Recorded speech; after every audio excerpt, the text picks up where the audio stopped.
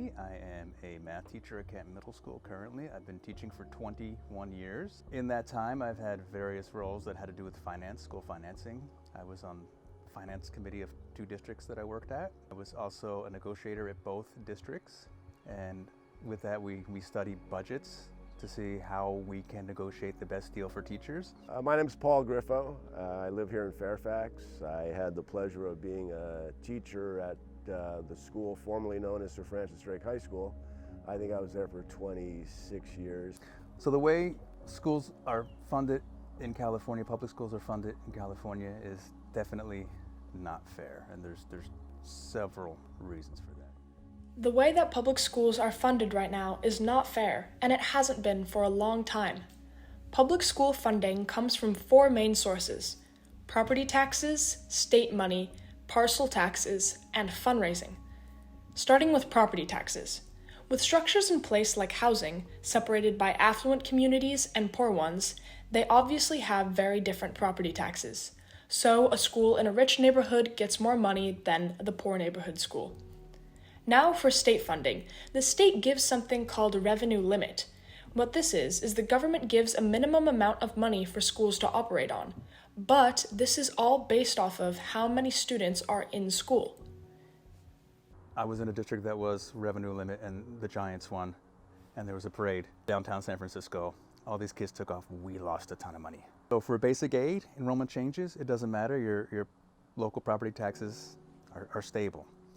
What happens with a revenue limit is still costs money to run a school, but the state is giving you less. Now take a look at this visual. Rich school districts are able to have property taxes fund their school and collect the state-given money. This is called a basic aid district, where property taxes cover everything the school needs. In addition to this, there is also something called a parcel tax, and within rich neighborhoods they can make that parcel tax really high, which gives even more money to their school systems, while poor districts can't pass a parcel tax. There should be a way to share parcel taxes from a wealthy district with a poorer district. Another thing that exists are school foundations, extra fundraising money given by the local community. And of course, rich communities are likely to donate while poor simply cannot. So with all of this, property taxes on top of state money, parcel taxes, and fundraising money, it all causes a big gap in school funding. The inequality is plain to see. So what can be done about it? We obviously need to help out poor districts. Here is our solution. Pool all property taxes together from the whole state of California and then divide them equitably between all schools, the same amount of funding per student. The idea of pooling all the property taxes in California into one big fund and then divide it up equally among school districts is a fantastic idea. There's going to be pushback. People do feel I'm buying a house because of how well the school district is doing. If we pull funding away from that, we may not want to move to that area again. Money gets shifted from wealthy school districts to less wealthy school districts. And for some people, that's a very radical idea because the local funding thing gives people a sense that they have control over their school boards, and that's very important to parents. But there's also another example in the United States of funding things differently. So if you look at the federal level, where everyone pays federal income tax, for instance, okay, all of that money goes to Washington, all right? Some rich states pay a lot, and some poor states, say Mississippi, will pay a little, okay? And yet, California's lots of money doesn't just get spent in California.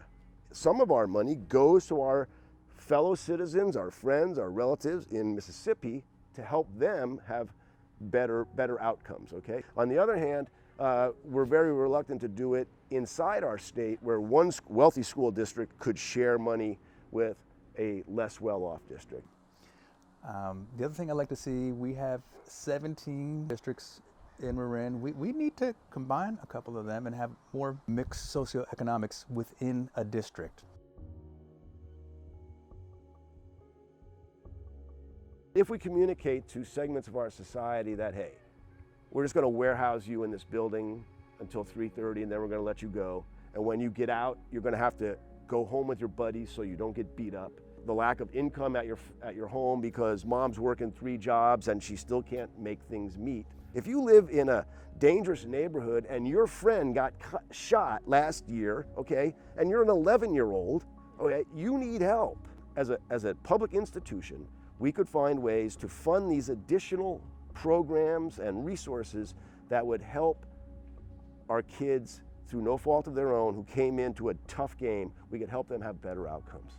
Maybe there are creative solutions, okay? Maybe Archie Williams could decide that Oakland Tech High School is going to be our sister high school, and maybe we could share resources, or maybe we could have students come talk to students about, hey, this is what my life's about, this is what your life's about, hey, you guys could use some help, hey, how can we help you? The public needs to be constantly reminded that as expensive as education is, ignorance is, of course, way more expensive, all right? Just look at what's happening to America today. People reject science, okay?